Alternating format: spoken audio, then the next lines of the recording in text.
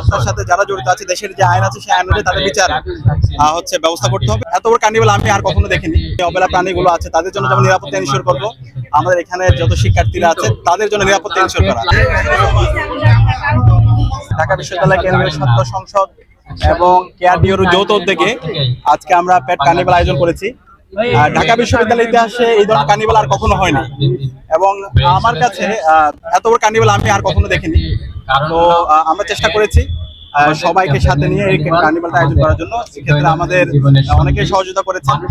শিক্ষার্থীদের আজকে স্বতঃস্ফূর্ত উৎসব দেখতে পাচ্ছি। আমাদের যে পোষা প্রাণীগুলো আছে, অবলার প্রাণীগুলো আছে, তাদের নিরাপত্তা নিশ্চিত করা, পেট ফুড ফ্রিতে ডিস্ট্রিবিউট করা, ভ্যাকসিনেশনের ব্যবস্থা করা, এখানে ডাক্তাররা এসেছে।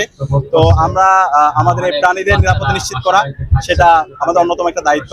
তো এর মাধ্যমে আমরা এই মেসেজটা দিতে চাই, আমরা নিরাপত্তা সবার জন্য একটা সেফ ক্যাম্পাস।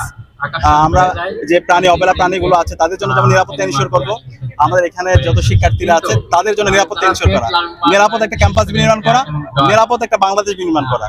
তো আজকে সব মিলে যে স্বতঃস্ফূর্ত রেসপন্স, সেই রেসপন্সের জন্য আমরা শিক্ষার্থীদেরকে ধন্যবাদ জানাচ্ছি। শিক্ষার্থীরা তাদের পোষা প্রাণীগুলো নিয়ে এসেছে। তো আমরা আশা করছি এই ধরনের ধারা অব্যাহত থাকবে।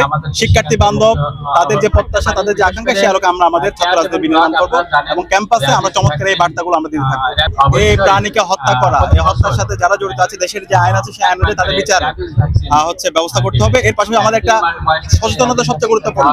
তো আমরা এই সচেতনতার জন্য আজকে এই পেট কার্নিভাল, প্রাণীর প্রতি মমত্ববোধ তৈরি করা।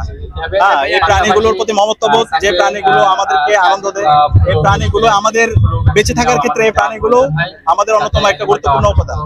তো প্রাণীর প্রতি ভালোবাসা, প্রাণীর প্রতি দরদ, প্রাণীর প্রতি মমত্ববোধ এবং প্রাণীদের জন্য একটা নিরাপদ জায়গা প্রতিষ্ঠা করা, সেটার জন্য আমাদের আজকের এই পেট কার্নিভাল। এবং এই পেট কার্নিভালে আমরা ফ্রিতে পেট ফুড ডিস্ট্রিবিউট করছি। তো এই সাথে যারা সংশ্লিষ্ট আছে আমরা সবাইকে ধন্যবাদ জানাচ্ছি এবং ডাকসুর পক্ষ থেকে আমরা এই ধরনের ধারা অব্যাহত থাকবো।